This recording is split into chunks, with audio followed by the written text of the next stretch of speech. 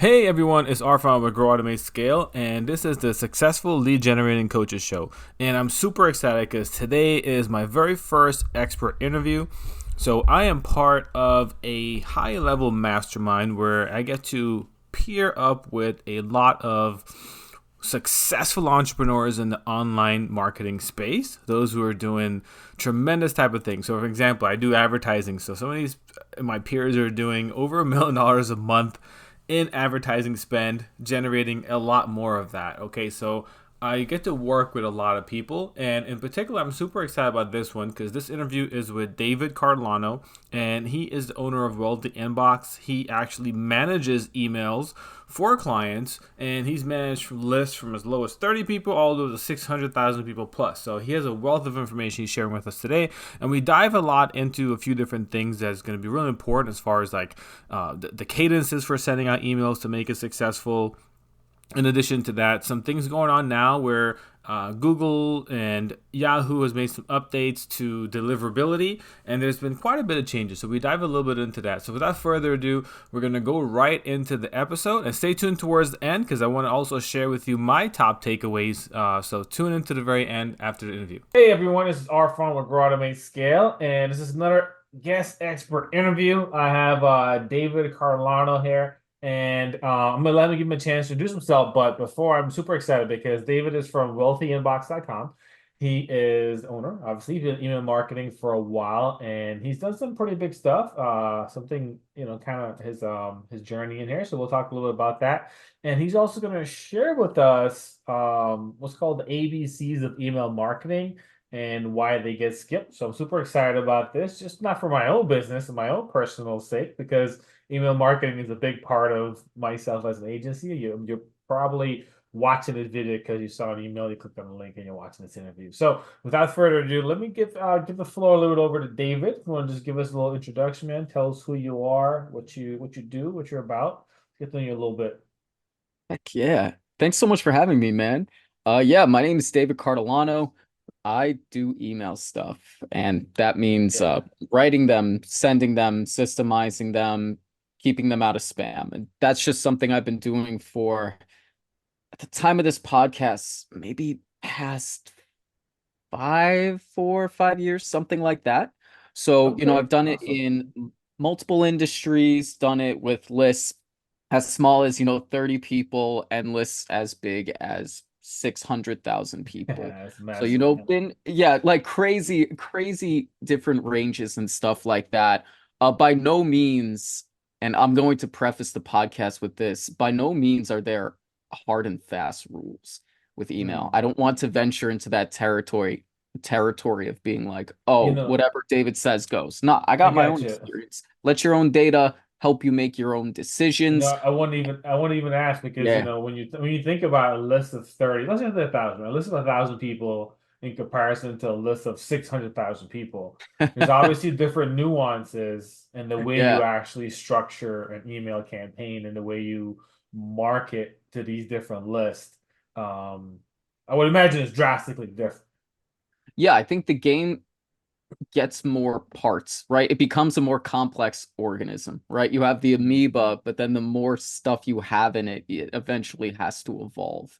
And you do have to gotcha. treat the animal in a different way compared to if it was just an amoeba, right? Gotcha. So that makes a lot of sense. So a lot of my audience, a lot of people watching this most likely will be online coaches, those who are doing high ticket offers, and their email marketing will often look a lot like they're getting leads to some sort of free thing they're doing, whether they're giving a free guide, audiobook, a training, or a live thing.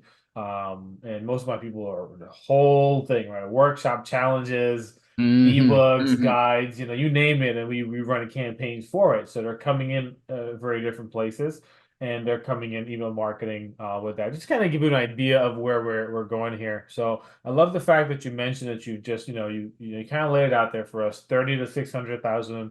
And so definitely a vast experience. So we got someone here that's got a really great experience.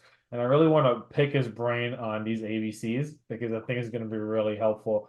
And I think if you're watching this on YouTube, just drop some comments below. Let us know what questions you have, because I'm sure David, of course, would be curious, and so would I, as Oh far as yeah. like what your experience are with email marketing, especially depending on the range you're at and what you're noticing, what your impact are. Because when he mentioned keep you out of spam, like that gets my attention going because the moment someone's Hmm. like, "Hey man, your email is in spam," and I have what I would consider okay open rates, 45, 50% open rates, and that fluctuates, of course, but I Yeah. think it's pretty good compared to people I speak with. And I know that you don't get that by going into spam. If you're in spam, you're not going to see numbers like that, right? So, Definitely um, not. I don't want to take the floor too much from you, man. Let's dive in. Let's see what these ABCs are and why they get Yeah, man. skipped. And I wanna really pick your brain on this and see what we got. Yeah. Yeah, no, I love it. So I think the first A, it's gotta be what's known as deliverability, right? It's getting emails to the inbox. And this shit can Yeah. sound really boring because it is. It can be very mechanical, and it's about playing the game with Google and AOL and Mm, Yahoo and playing by their rules. And as entrepreneurs and business owners, we love to bend the rules. We love to break the rules. But when absolutely. it doesn't matter though if you're a pawn, knight, king, queen, bishop, you are on their chessboard. They can knock Mm, you off anytime they want. Do not think mm, you are smarter or think you're slick by doing different things and having multiple ESPs. Like, don't try it. They're really smart. They will get you. They analyze what, like Gmail analyzes 100 billion emails every day in real time. You think you can it's get away incredible. with shit? It ain't gonna happen. The chickens will eventually come home to roost. And what I've seen is people can go to spam overnight, like Mm, literally overnight. All of a sudden, you'll see open rates just drop completely, just click-through rates matter overnight. plummet, and it's that fast, right? And I know internet marketing, there's a lot of fear mongering and a lot of hype and things like that. And I Mm, most certainly don't want to come off like that, but at the same fucking time, that's just what I've seen, right? People who have hundreds of thousands of people on their list, or tens of thousands of people on their list. They do a big launch. After launch, gone, gone. That's mm. it. And we have to rebuild everything. So So the what happens? What happens there, right? They're doing a big eh, launch, and they're sending they're sending thousands of emails a day, mhm. and all of a sudden after that they're sending real campaigns, and everything is shut down. It's just gone to crap. Like what happened? Like fill us in there. What's going on behind the scenes that we're not aware of? Yeah. So parts of getting emails to the inbox, like I said, is playing Gmail, Yahoo, AOL's game. For the rest of this video slash podcast, I'm going to refer to them as ISPs, right? Internet service Okay. providers. So when ISPs see huge spikes, they don't like spikes. So all of a sudden, if a list, it's maybe sending a few emails here and there, and all of a sudden there's a promotion. There's just a huge spike of emails coming out in a short period of time.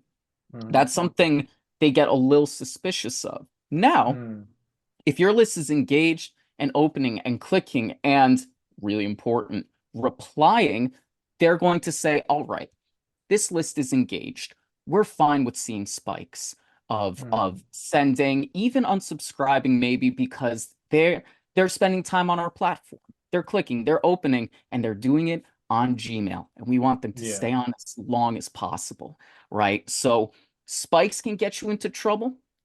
What I've seen happen more often now that especially that Google has started sunsetting old email accounts, spam traps, Mm, invalid emails, robots, and you're like, David, like what the hell are all of those, right? A spam trap. You know those emails that you had maybe when you were in fourth grade, fifth grade, right? And they had really mm. embarrassing names and shit like that. You don't Yeah, touch yeah, those yeah. emails anymore. Yeah, That I can email, log into them. yeah, exactly, because that email is now being used for something else.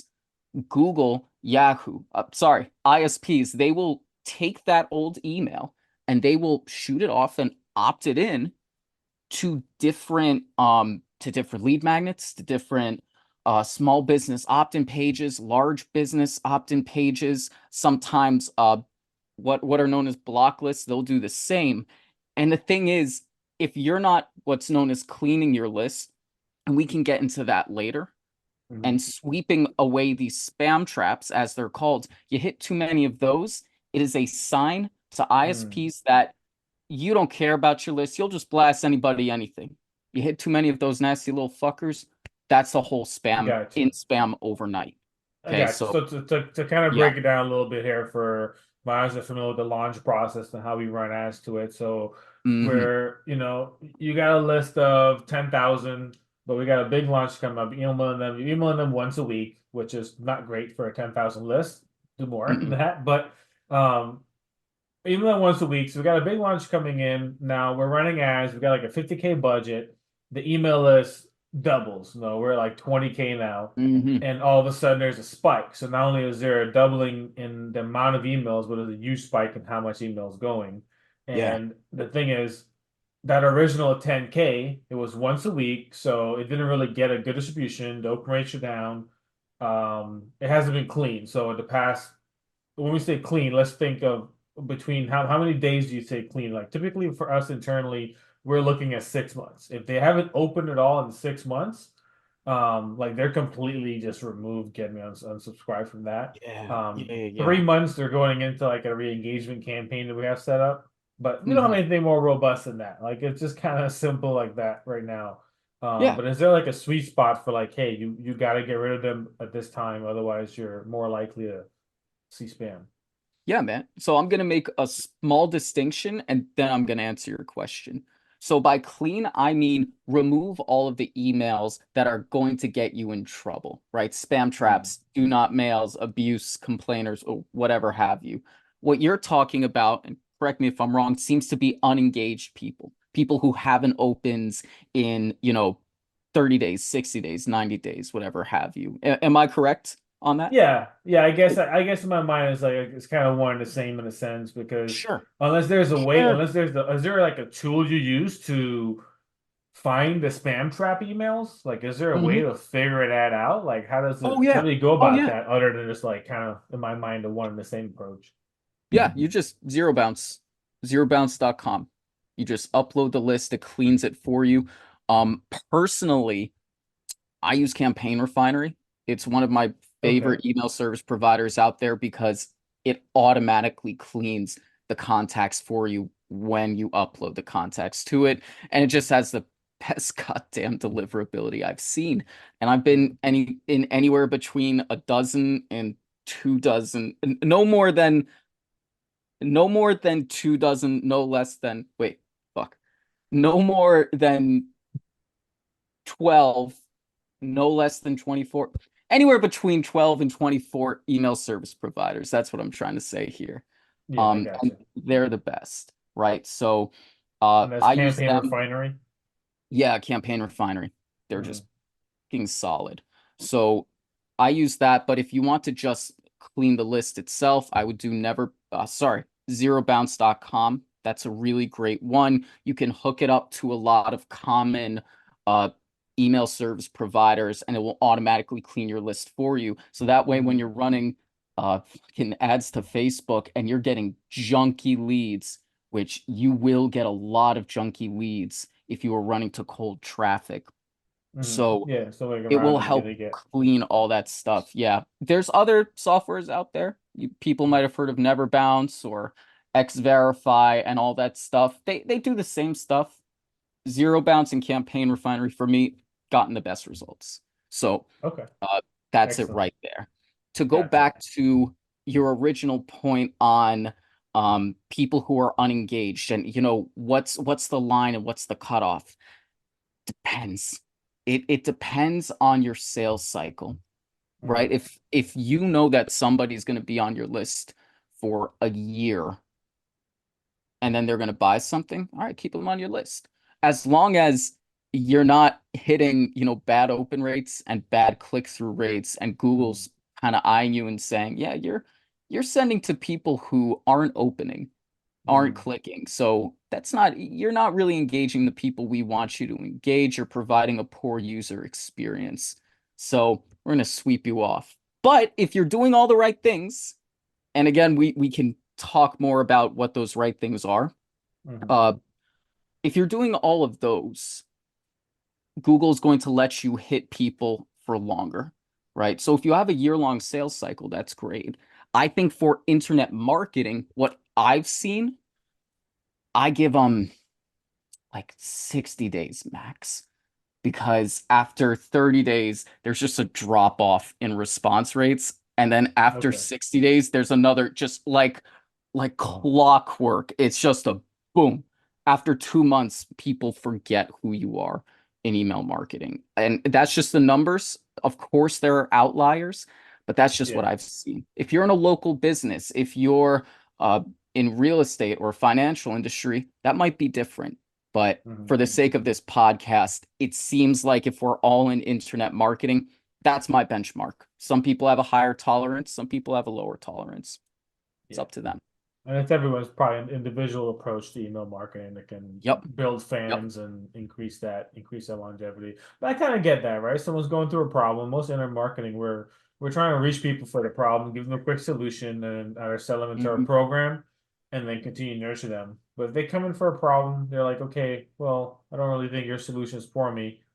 They're cycling out, and you're gonna Yep. get that 3, 5, and 10% who's gonna stay there, who will convert over time, consistently Exactly. over time. So that's really Yeah. that's really awesome. Because we look at that every launch, there's always a standard conversion rate, and it's typically averages out to be 2 to 3% over 12 months. High ticket, anyways. Low ticket, of course, is much higher, but it just kind of always averages out like that. So that makes a lot of sense. So continue. You said you were at the A. Remind me again. A was the A stand. The A Deliverability. is So getting in the deliverability. Okay. inbox and stay in the Yes. inbox. So I listed some of the problems. So I want to be solution oriented. So I can tell you guys, like, hey, this is just what I do to help my clients and help myself. So eventually I'm building out my own list again. But just Mhm. how I've stayed in the inbox and how I've gotten my clients to stay in the inbox, and how I've taught their teams how to keep them in the inbox. Number one is just set damn expectations. When you're on a first date or second date, third date, whatever, you tell people what you're looking for. Don't waste Mhm. their time. Don't say they're getting on an email list. Don't say uh on a first date, yeah, I'm just looking for somebody to settle down with, if you're really not, right? Don't just on an email, when someone gets on your email list, don't bait and switch them, Mhm. right? Like, come on, come So on, we're talking about, like, let's say, the confirmation email here. For right? the first time they sign up, they're like, "Hey, I like your guide, or I like your webinar. I'm gonna sign up for it." That first Mhm. email they get, I'm talking about like what to say on that email. Yeah, yeah. For that email. Now, again, there's always exceptions, right? Of If you're course, running yeah. a webinar or a challenge, that confirmation email probably should be about that webinar or challenge. If it's Hmm. not, and it's just a lead magnet, what I do is I say, hey, here's the lead magnet. We're so excited for you to have it.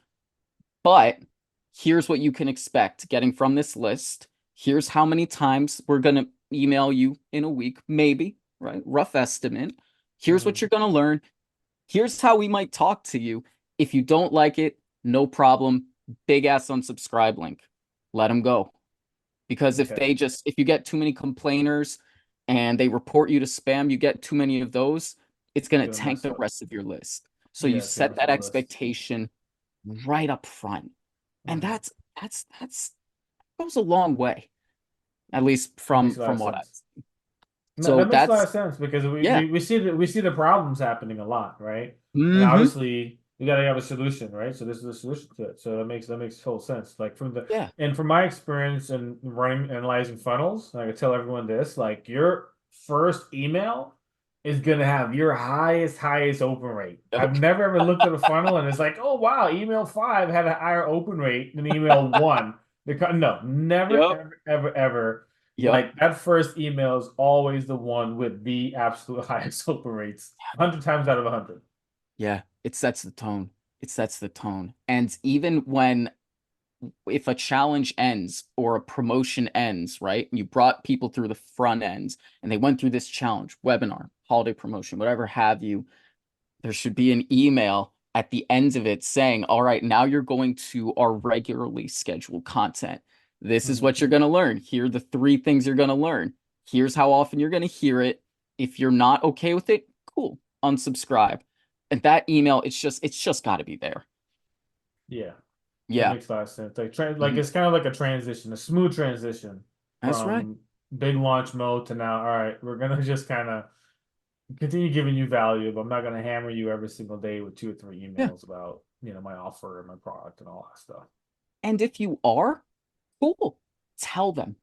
So that Mm, at least tell them and give them a chance to go. Keep the door wide open. Some people, I've seen people like put the unsubscribe link and crowd it all the way at the very bottom, right? yeah, Or try and white it out and they try and do this shit. I'm like, man, that's like inviting a yeah. bunch of people to a house party or like a dinner party and then Mm, deleting the door and having them crawl out through a hidden like kitty door somewhere. Don't do that. yeah, That's going yeah, to yeah. get you in spam. Let people go. I know you're paying for those leads. I get it. Because Mm, I've ran ads before too. And yeah, like you're paying for those leads. It's expensive, but it's way more expensive when your whole list fucking tanks and you can't sell anything. So, yeah, yeah, yeah. absolutely. So setting expectations, that's number one. Number two, one of the ways that I like to lift people out of spam is doing like a reply campaign. It's simple. This for that. You say, hey, as a loyal subscriber, really appreciate you being on our list. And you send this to people that open a lot. Hmm. Really appreciate you for being on our list. Here's a free thing. And all you need to do to get it is reply with this word, right? They reply with that word. You can get a VA or you can automate it via Zapier and it'll shoot back the email. And replying is just that whitelists your email address. That makes your domain look good in the eyes of Gotcha. ISPs. So, man, just get replies. You could have so much wrong with your email Hmm. accounts, but if you set expectations and you get replies, that's pretty good. Hmm. That's Yeah. pretty good. Yeah. And Yeah, and I so gotta I got I gotta say mhm, when I hear that, the logical thing in my mind, it's content. Like you have good content, this is gonna happen. People are gonna mhm, reply to good content.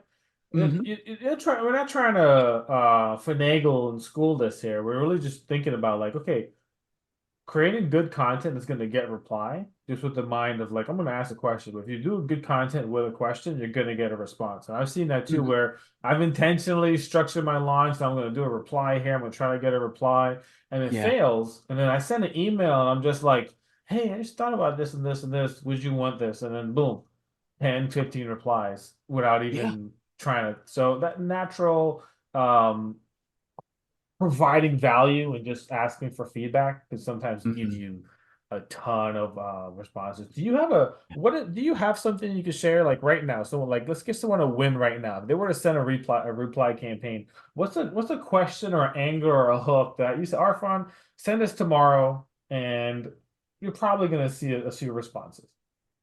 So this is not mine. It's Dean Jackson's 9-word email where you say, and I've modified it a little bit, but you say, okay, let's say for your audience and they're figuring out Facebook ads, Mhm. and you say something like, hey, first name, I'm looking for 3 people this week to help lower their cost of CPAs, lower their CPAs without any additional creative or whatever's Mhm. sexy to add people. Reply me if you want to be one of them. And the key is you're saying looking for. So that way it's not like, so that way if more people reply, it's okay. You're looking for it, right? If Mhm. you say, I'm taking on 3 people and then 5 people reply and you take them all on, that's some fake scarcity urgency bullshit, right? So if you Yeah. say, I'm looking for this, replies come in. That's I've seen that work really well. So that's Mhm. something to get replies. And like I said before, that whole free thing where it's like the thank you for being a loyal subscriber, reply with this and we'll send you that. Mhm. That kills it. That just kills it. Yeah. So Gotcha. either one of those, take it and run with it. Gotcha. Love that. We'll roll with that. All right, cool. I like this so far, man. I got some really good stuff. I like that 9-word email too. I really like the angle of just saying I'm looking for, because like, hey, I was looking for, you know, Yeah. 3. I just happened to find 6. Yeah. It's It doesn't. just It's not being compliant. honest. And then you could send an email saying after that, hey, I was looking for this. I didn't expect this number. Hmm. So if you want, you can reply again. I don't know, whatever You can works for keep, you. yeah, But keep spinning it until it's dry. yeah, and people will know if you're being full of shit. They'll catch on eventually. Yeah, their Sometimes it's BS not detector's even through gonna go what you off. do, but it's the energy you put out, man. Like it, I've just seen it happen. People know. Yeah, They're not dumb. So yeah, yeah, absolutely. Yeah, we don't let's not treat them like they are in our emails. yeah, yeah. Don't insult your audience's intelligence because if they have none, then you're probably attracting the wrong type of Get audience. the If wrong they fall people. for all those cheap tricks, they're also going to give your customer support a hard time. You're going to see high chargebacks and stuff like that. Gotcha. Just what I've seen. Awesome. All right. So you gave Yeah, us the reply campaign. You gave us the you gave us two examples there, the 9-word email, the other one. yeah, Yeah, man, I'll turn it back over to you. Continue. This is good stuff. Thanks, yeah. David, for having for sharing this. We appreciate you joining me today. Of course. Of course, yeah. I think one more thing for the deliverability, and then we'll just wrap it up there, even though I could talk about it for like another 3 fucking hours. Yeah. One thing that really helps out deliverability, just make sure that you have your DKIM, SPF, and DMARC records set up. And you're like, David, what the hell is that? That just Hmm. means you're telling Google you are who you say you are because there are bad actors out there who will try and impersonate you for a financial and or malicious gain, right? Hmm. And you might think, I'm not big enough. That won't happen to me. Yeah, cybercrime is really fucking serious and it targets small business owners. So Yeah. it might. It might. Yeah, Mike. So DKIM, SPF, DMARC, all you need to know is that's a simple way of telling Google and other ISPs, I am who I say I am. These are my emails. We're all good. And in Hmm. order to set it up, I'm going to caveat this with if you aren't 110,000% certain to set it up, you probably shouldn't because this stuff is very binary. You either get it right or Yeah. you get it wrong. If you get it wrong, it sends shit to spam and it breaks things. I've seen a lot of business owners try and set this up themselves and it's a mess. Now, now that I've said that and I've given that warning, the way you can separate yourself from those business owners is one, hire someone who knows what they're doing and like really knows what they're doing, not someone from Fiverr who charges you $500 for it. Or two, I want you to get on support with whatever your let's say if you're using Active Campaign, I want you to talk to their support and have them walk you through the process and make sure you got it right. Go through the support process with your domain Hmm. provider and keep asking, is this okay? Is this right? So that way you can just cover your bases and make sure that it's Yeah. 100% right. Because until you are certain that it's right, it's wrong. That's the rule I have for myself. So, yeah, just making sure those are set up. Those are way more important now ever since the big Gmail and Yahoo update back in February. So, Yeah, absolutely. And so yeah, that's a good tip that David gave about yeah, contacting the support because if you think about it, it's in both of your best interest.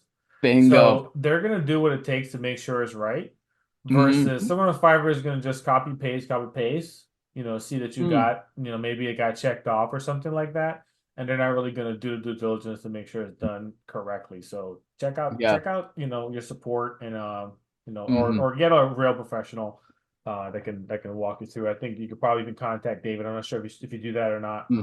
Yeah, I'm yeah. gonna have his website down in the link below, so you can even say like, Hmm. hey, maybe he can do it for you, right? So Yeah. And sure. if I can interject, some of you guys, I hear this, I've heard this maybe 3 times in maybe the past year or so, but it's like, oh, I'll have my tech guy do it. Anytime I've heard that, the tech guy did it wrong. All right. And it's not that tech guys aren't smart or tech gals or tech people aren't Mhm. smart and incredible. They know way more shit than I do. But I know email and that's my silo. And I go deep on that silo. Tech guys, tech gals, tech people, make sure you hold them accountable for not just doing it, but Mhm. knowing that they did it right. Like really grill them on it. So because I'm kind of tired of getting that objection and then seeing that the tech person didn't set it up right. So Mm. just Yeah.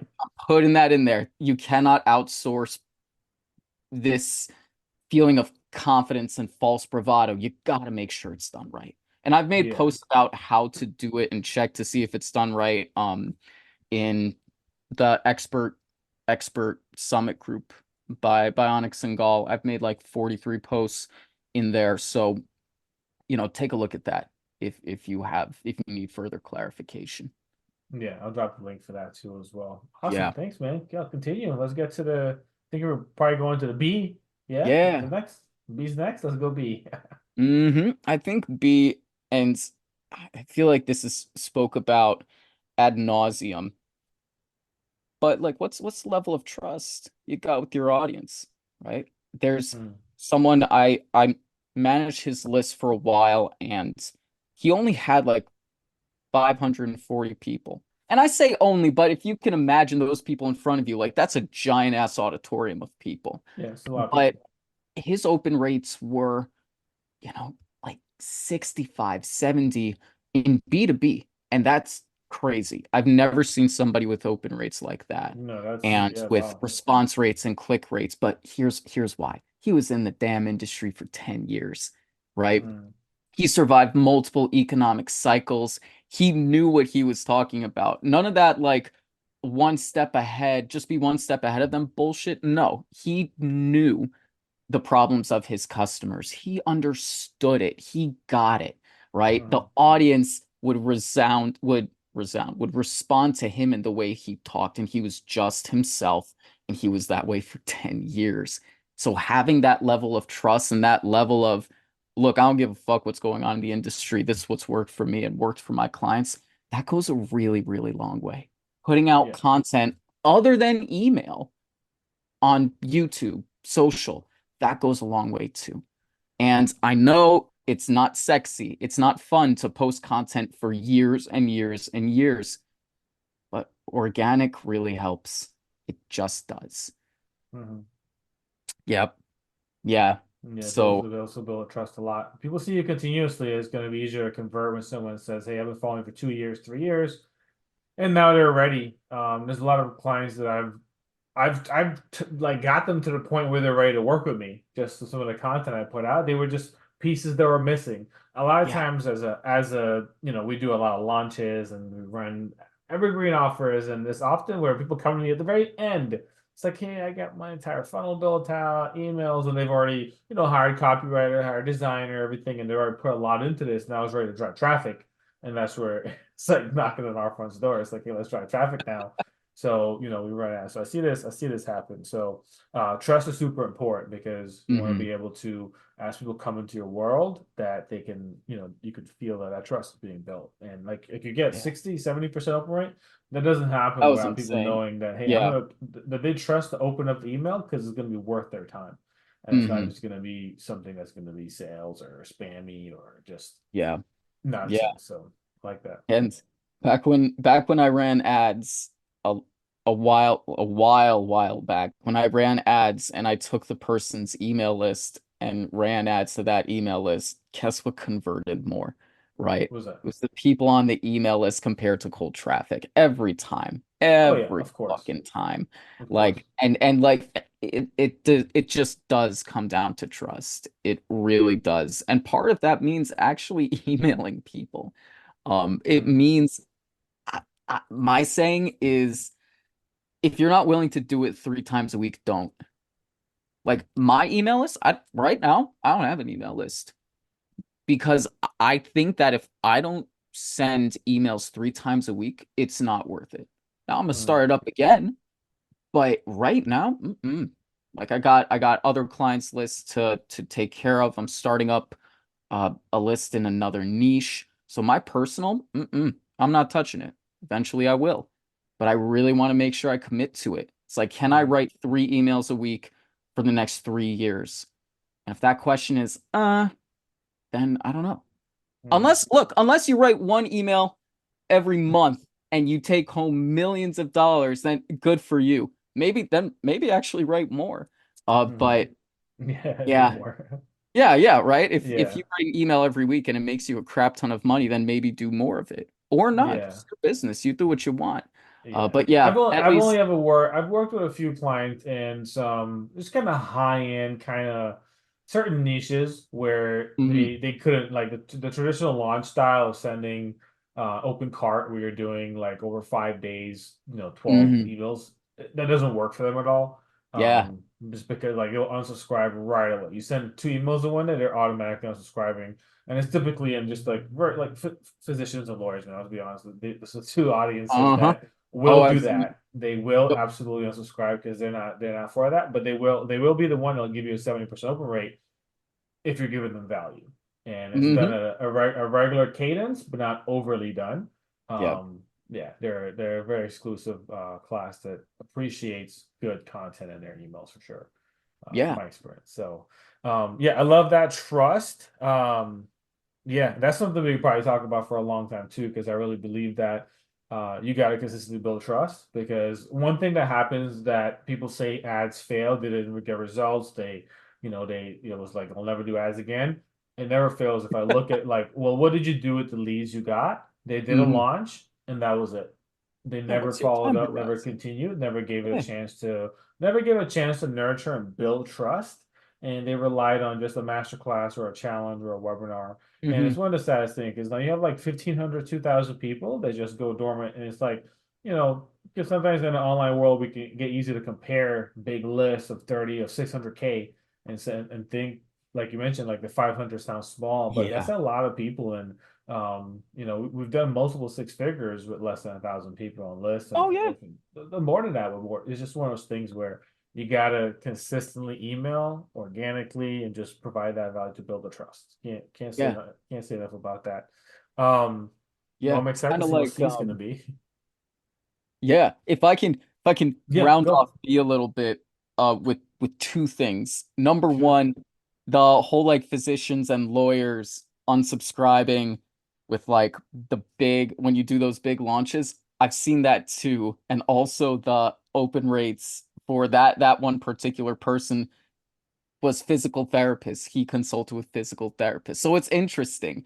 Different Mhm. audiences consume things differently. You never step in the same river twice. That's why in the beginning, I was like, hey, make your own decisions based off of your own data. I can give you my advice, but you know your list. You know your business. You can try and apply Yeah. some things, but man, I'm talking principles. You have to figure out the strategies and the tactics. So that's Mhm. one part of the B. The second part of the B is, yeah, if you have a challenge, if you have a webinar and people don't convert, yeah, they don't convert then. But what if I made a promise I Mhm. couldn't possibly keep? But if I made a promise to you that if you were guaranteed to get $20,000 from one lead for the next 3 years, would you email them? Yeah, of Right. course. Yeah, everyone, 100 hours, so yes. Right. Right. So, and obviously, I can't promise that. First of all, the FTC will fucking have my head. Mhm. Second, Yeah. though, like, what if they do? Your prices are only going to go higher, Mhm. right? So why don't you keep emailing them? See what happens. It's Mhm. the same level of leverage emailing 10 people versus emailing 100,000 people takes the same amount of time to write the same email. Why Yeah. not? Why Yeah. not? So yeah, that's the B. That's the B. I'll Yeah. put a Yeah. nail in that. Yeah, no, I was funny when you say that visual, right? If you have, if you think of like someone that has 100,000 people on the email list and someone that has 100, that person with 100 will get more financially if they email their list versus that person who just doesn't, because Yeah. you're not gonna get out of it. Like it's useless. It's dead. It's just crap. Good job, guy. Like a bunch of name and email lists. There's nothing from it. You don't send an email at all. The guy with Yep. 100 people, and he's making. He can take you out to lunch. You can't take me out to lunch. Get out of here. Right. So, Yeah, you'll miss uh, 100% of the shots you don't take. You'll yeah, lose 100% of the sales that you don't email from email, right? yeah, So, man. It's true. yeah, yeah. Uh yeah, I think so. I'm going to move to the C, but I'm going to be very I might piss some people off with this. I want to move to copy, but I want to be very careful in how I do it because I'm certain if you've been in email marketing for more than 37 seconds, people talk about copy and how important it is. And I want to toe the line here because I don't believe it is super, super important unless you're selling to copywriters, unless you're selling to people who really need a lot of really good copy to be convinced to buy a mediocre product.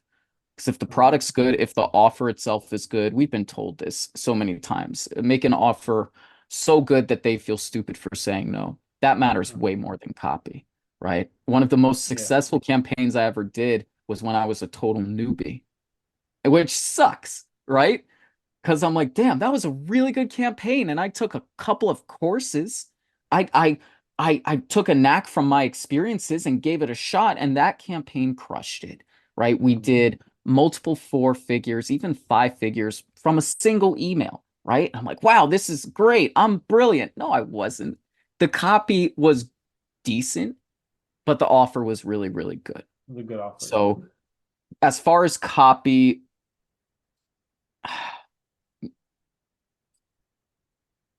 the advice I'm going to give is you have no idea if it's going to work until it works. So whether you want to create a story-based email, go for it.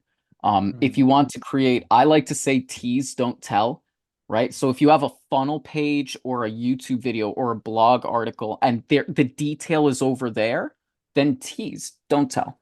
You don't need to outline the offer or the blog post or the challenge, but just get them to click the fucking thing and let the thing on the other side of the click do the selling, right? So that's important. I'd say there's no such thing as an email too long, only an email too boring. But as emails get longer, they have a greater chance of being boring. So Yeah. sometimes short and Of course. sweet. Sometimes like you can be fancy if you want. You can hire a copywriter if you want. Cool. You can use AI if you want. Cool. But you really just got to throw it out and see what works for your list or not. Mhm. I like that. Um, See yeah. you, and I hear you tippy toeing not to potentially offend some copywriters or get them coming to Uh, your throat.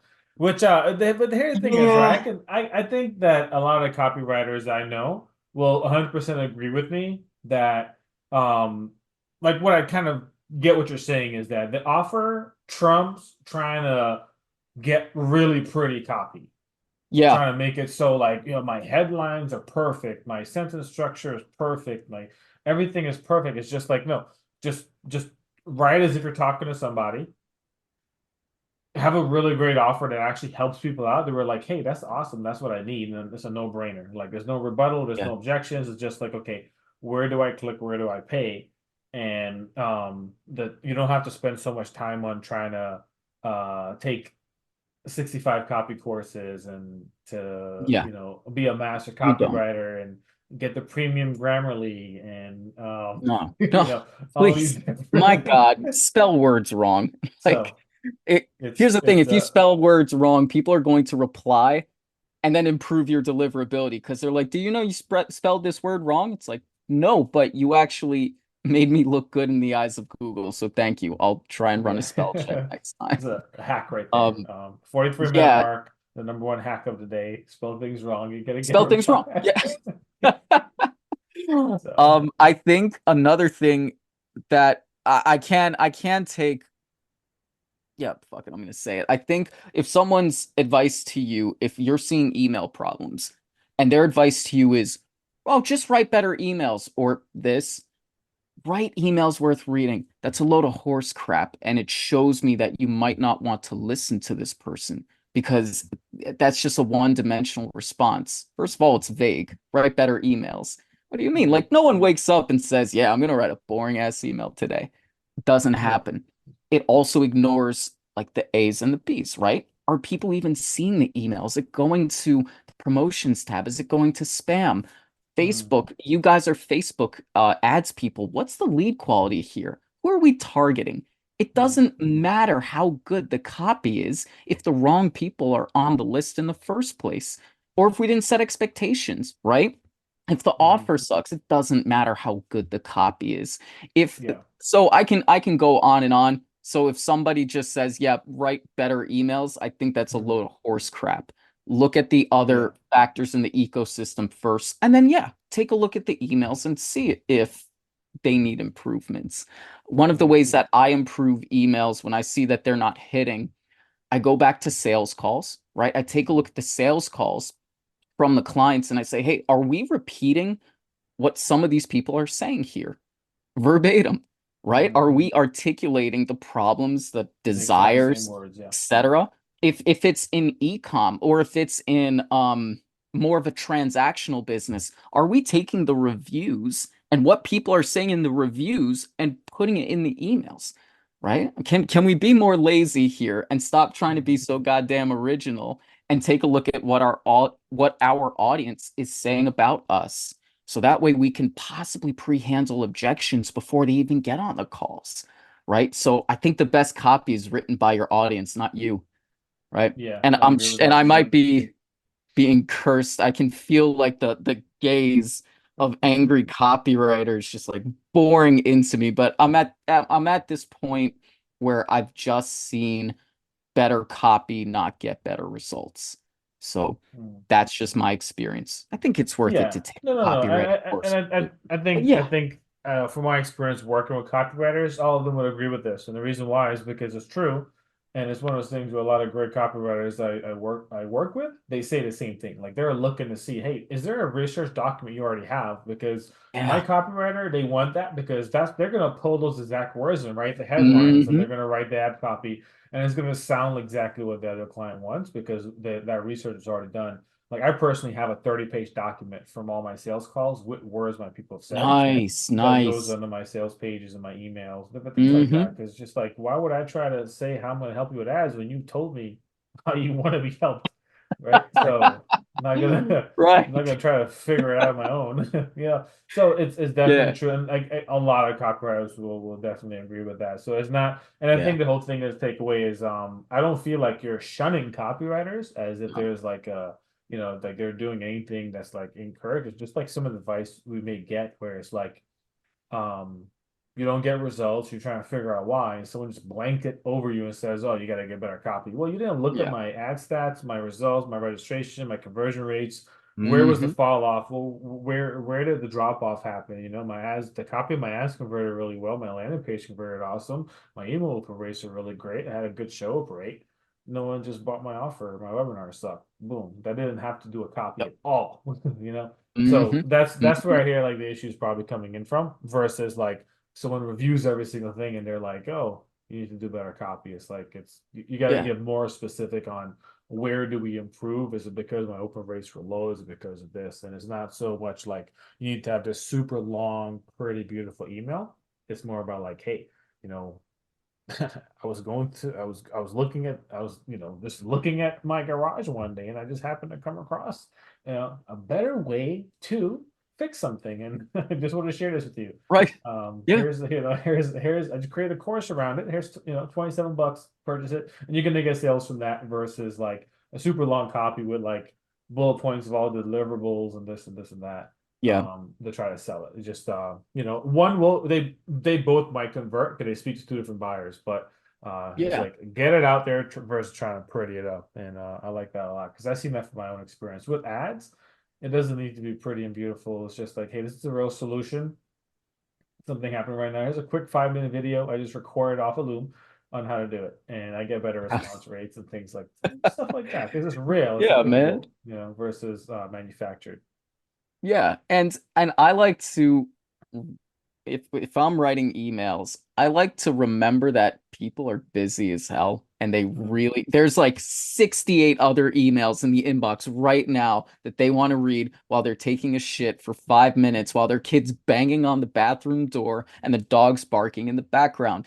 Mhm. And if you're in B2B, holy shit, we're business owners. We have 10 Yeah. fires to put out today. We don't have time to focus on the intricacies of the email and the fact that you spelled a word wrong. We don't give a shit, right? Mhm. So write an email as if there's a timer behind it and someone's just waiting to Yeah. stop reading it, right? Yeah. So, and I think another thing, if I can add in this little caveat, font sizes, man, if we're talking about copy, make sure people can read it, especially Yeah. if you're selling to Larger. people who are over 35 plus.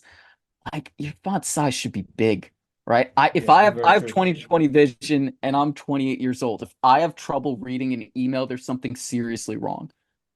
Yeah. Increase Yeah. your font size. No one These can read these your copy yeah. if it's too small to read. Yeah, So these are the little it's tips the that you little take things. away and you start improving right away. You implement it right Mhm. away. If an email scheduled go out this week, cancel it, edit it. If your font size is less than 14, or David, you can give an exact number. My opinion is 14. If it's less than 14, it's got to be a 14 or 14 or above because it's too small otherwise. I think a good rule of thumb is put it on your phone, test it. Oh, that's I guess it shouldn't be ABC, it should be TABC. Always test your emails before they go out. Always, period. I don't care. Test your emails before they go out. Look at them, see if they're broken links. Please Hmm. take it from my mistakes and failures in the past. Always test those goddamn emails. Man, Please. that's Oh my God. I so that's much heartache over that, that's how setting I up get my links. replies though, man. I just can't believe you Yeah, just called me out of my tactic because you got to reply like, "Hey man, your link is broken." Oh, I didn't know that. How yeah, about it? yeah. No, I'm joking. I'm joking around, obviously, but that's something I gotta take advice on because I'm so quick to just. And again, Mhm. I'm team, many clients, and when I write an email, I want to just write it up and set it off. I'm not trying to test it or anything like that. So, I want to ask you a question, right? Just from a perspective of someone who does email marketing, that creates emails for companies, sends it out, right? And in terms of like a business owner supporting someone like you. So someone, let's say someone's watching Mm, this, they're thinking about hiring someone to take over their email, right? And they're wondering like, hey, how do you get the best use of it? My opinion has always been like, if I was to just whip up Loom, record a 5 minute video, and be like, hey, David, I just, record this 5 minute video on how to, how to create audiences that convert 10x or something like that, right? And I sent this yeah, over to him like, hey, I just recorded this video. Can we do email? Little things like that is what creates a stronger partnership when you have someone that's helping with email campaign. Am I correct with that? Like what is gonna make someone that's like, hey, when you hire someone, what's the best way to have a partnership with that person to get really great email results? They got 10,000, 20,000, 30,000 people on their email address and they know there's money leaving on the table because they're not doing it. What yeah. would you say? I think if they are, doesn't matter if they're a contractor, doesn't matter if they're someone in the Philippines or a VA of any type writing an email, doesn't matter if they're a contractor on Fiverr, they're more of a private contractor, they're an employee. Their specialty is to write emails, treat them as if they're a partner, and respect their expertise. Like you got to learn to get the hell out of their way and Hmm. choose to be rich over being right. So I think, and maybe that's coming from me. And I look, I got that New York City Italian American. Some people might call it arrogance or confidence, but I've been doing this for a while. If I say, "Hey, let's do this," it's not because I'm choosing it randomly. It's because I'm making an educated guess based on my experience. So you don't want to hire somebody that's like, "Oh yeah, whatever you say." No, y'all should disagree. And I think Hmm. that partnership of saying, "Hey, let's do this," and having someone go, "Okay, I like that, but can we change this?" That's what I want to look for. If I were a business owner hiring email people and I didn't know a thing about emails, I want someone to say when I'm wrong because that Hmm. means I can trust them. Be very wary of someone who just says yes to everything you do, because then that shows me they don't have the confidence and experience to speak up. And again, this is just what I've done in my past. I've had an entire campaign fail with a client a couple of years ago because I was too afraid to speak up. Hmm. I should have spoken up. Yeah, So yeah, I for should have sure. said, "Hey, survey your audience. Do they even want this product? Hey, your funnel page looks terrible." I didn't say that. Campaign failed, and it just sucked all around. So Hmm. really have someone to call you out on your shit. Gotcha. So not just get someone's gonna check a box. but get someone who's gonna actually look at what the box is before they check it. You know, it's Yeah, like, yeah, okay, does this make sense? Does this actually apply? Like, look at the grain. Like, are they zooming out, taking a 30,000 foot view, or are they just checking right. a box, hitting send, and calling it a day, collecting a paycheck? Yeah. Um, Yeah. And they but shouldn't be an asshole about it, right? Like there's ways of being blunt and direct over being assholey, of right? course, yeah, yeah, But yeah, but yeah, yeah. yeah, work with someone who's willing to say, "Hey, look, I don't care what you're paying me. This is wrong. This is Mm, probably not going to result in something great." That's it. there you I go. think that's really Yep. important. And sometimes you just have to pay more money to find that level of person. And Yeah, that's but true. then where are you at in your business? Like, does it make sense for you to pay $10,000 for a list manager if you can just have an employee do it with AI? Because really, email is not one of your main revenue drivers, Mm. right? And if that's another discussion if you want me to get into that too. Like, who do you hire? Yeah, no, that's true. It's very important to know who to, because it's like, what would you say with that? Like, what, like when you think about who to hire, what's the first place they would look when trying to make a decision? Yeah, so uh, the first question I would ask is how important of a role does email play in your business? Mm, Right? If you send a weekly newsletter, hiring somebody for 10,000 a month for a weekly newsletter that's more of a branding play than like a sales play, you're better off just like having someone come in, training your team to write emails with AI and to keep them out of spam, right? mm, And then just like that's it. Pay that one yeah. time thing and then have the VA do it or have someone in your office do it. And that's it, right? If you're Is that doing the going rate? Is that the going rate to write like a newsletter to like an email list of like, let's say 20, 25,000, like it's like 10K a month? no, no, Okay, I was gonna say, ooh, that's uh, someone writing my emails with the wrong business. that'd be for someone like me where I work with people. I've been lifting myself out of client work for a while now because I'd rather just empower people's teams to do it internally. Mm, If they want to hire somebody else on the outside, that's great.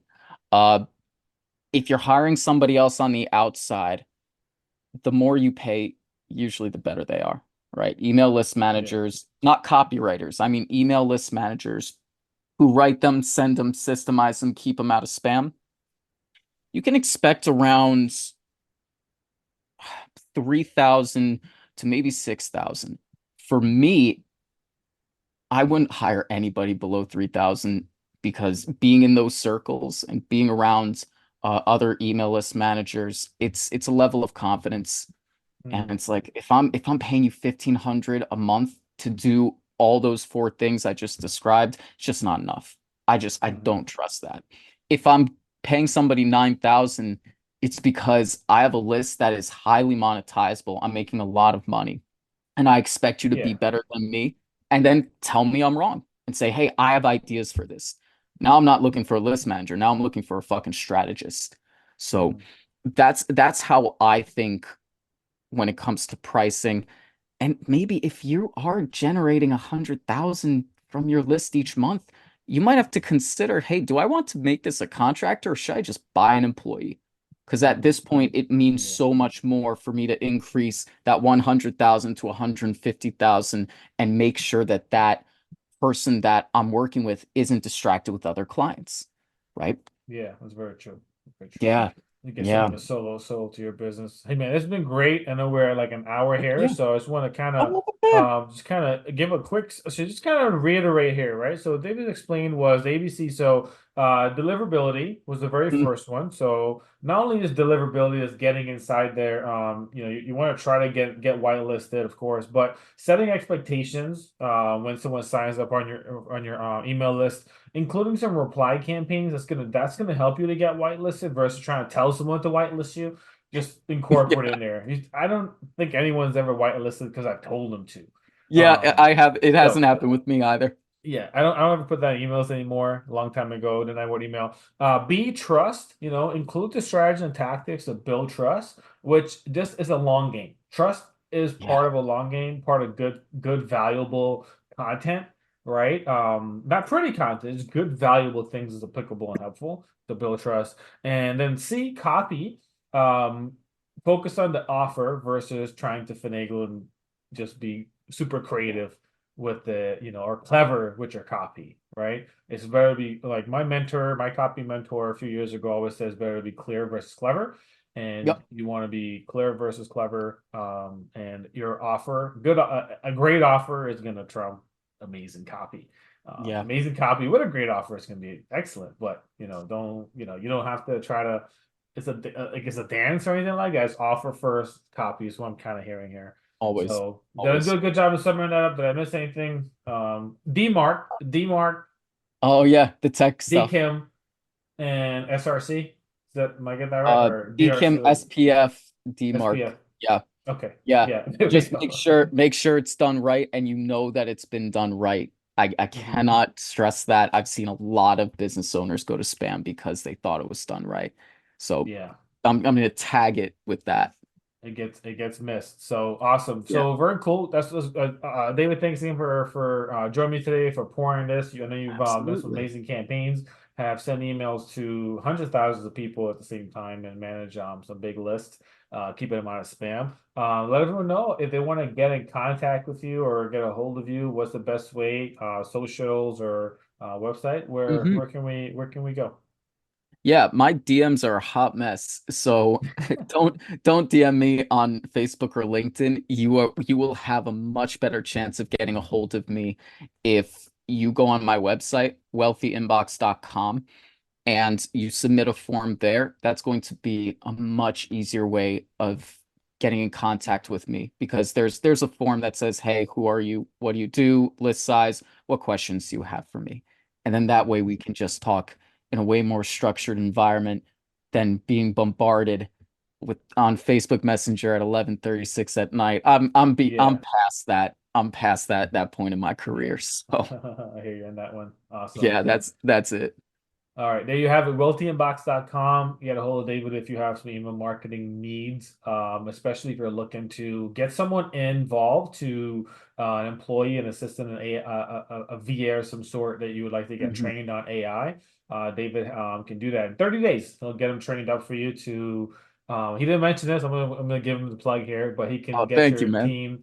get your team member trained up in 30 days to start writing emails that are good, leveraging AI that can sound like you. And Mhm. that's not just to check a box, but also to be consistent and to do it in a way that's going to produce profits. Because we're not just checking boxes. We want to make sure that we're providing value, we're building trust, and we're talking to our people like they're real people. They're not I love it. robots that's gonna read our AI and be like, "Hey, I'm an AI too. I like your AI stuff, AI." No, we got real people in the back end there that's gonna want to read our stuff, buy our offers, and let's treat them like that. So, without that being said, my name is Arfan. We're Grow Automate Scale, where we help coaches leverage the power of Facebook ads to grow, automate, and scale their business to the next level.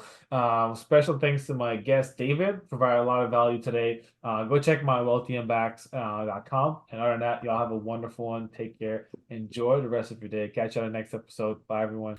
All right, and there we have it. My interview with David Cartolano from Wealthy Inbox. So we dropped some resources there towards the end, and so I just wanted to share some of my top takeaways after listening to David speak for email marketing and some things like that.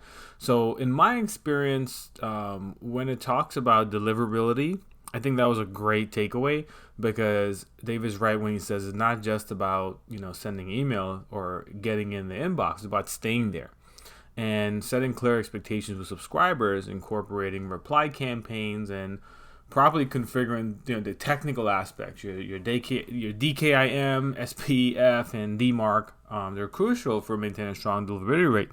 Now, other than that, it's really just one of those things where deliverability is super important, especially when, as an advertiser, one of the top things that I look at is when someone signs up, that very, very first email they get will typically be your highest open rate ever. So this is an opportunity to really say, okay, I'm going to do everything I possibly can to make sure that they know what to expect, that they're getting all the information they need to know that, hey, why you're joining my world. And what this does in turn is that I find out that in the following emails, you maintain a pretty high open rate along the way, especially when you also clean up your list, and those who aren't open, you kind of get rid of them. You'll start seeing like my open rates are being pretty high. And I will say, like, throughout my entire career, I have cleaned up my list. That my list right now is probably about 1/3 of the amount of leads I've actually generated. Just because of just some people just think they sign on, they want to get my free guide, whatever the case is, but they don't have any interest in pursuing ad or doing anything differently with that. So, it's one of those things where you want to clean it up as much as you can. The second thing is building trust. It kind of goes hand in hand with that first email for deliverability, because now you can continue that trust there. Now we talk about organic content creation, providing value, and of course fostering genuine connection with your audience, right? So I really think that for my audience, especially when I just share genuine stories about things that's going on, or things that we've done, I get really great responses. And like, for example, one of my best emails was my son and I took a trip to the Kennedy Space Center, and during one of the simulations there, they talk about when a spacecraft is about to launch, there's over 1 million checks that they go through, that they're making sure everything is working properly just for that launch. And similarly, I spun that, and when we do live launches, there's not 1 million checks, but there's a lot of checks that goes on in the back end to make sure that we are ready to start ads and things are going to go as expected, right? So it was a really great email. And now my opinion was just, based off of feedback I've had from my subscribers, that they remember that, they constantly reference that sometimes, and they know it to be so true, especially when they're launching. Then the last thing, my third big takeaway was what David said, the offer trumps copy. That, a great offer will do well with mediocre copy. Now those aren't exactly his words, my words, but it's one of those things. Well, well-crafted copy is essential, and an irresistible offer, truly solves the honest problem. You'll outperform things that are just beautifully written in the email or a sales page or things like that. And it's one of those things when I first started, one of the ways I've sold my offers, I've just been through a Google Doc. It's just like, hey, this is my offer, Of course, along the way, when you go a scale, you need sales pages, you need these things, because you're going to go to one to many. If you're going to have 2, 3, 4, 5,000 subscribers in a launch or more, you want to have sharing a Google Doc with everyone over a call is not the most ideal way to do it. Of course, now you want to get the best results to scale, you want to have sales pages. You definitely do. So you do need to have a great offer with great copy, but don't get so caught up in my copy has to be amazing or this or that. Focus on your offer, and when your offer is in alignment with the audience wants, needs, and challenges, you get really, really awesome results. So that's it. Hope that you really got a lot out of this interview. Again, thank you so much for listening in. And if you need support with your advertising, or if you're planning a launch, you're doing something coming up, you need support, you need expert eyes or strategy support, visit growautomatescale.com. Schedule a free call with me. I do a free 30-minute session where we'll go through what you're looking to do. We'll brainstorm a little bit, and we'll set a plan. We'll see if it's a good fit to potentially work together for your next launch, whether you're launching a group program or a course or something like that. Totally free, no obligation, of course. Check that out at growautomatescale.com, and schedule that free call if it's a good fit for you. Other than that, make sure you get some of the resources David mentioned, and I will catch you all on the next episode. Thank you so much.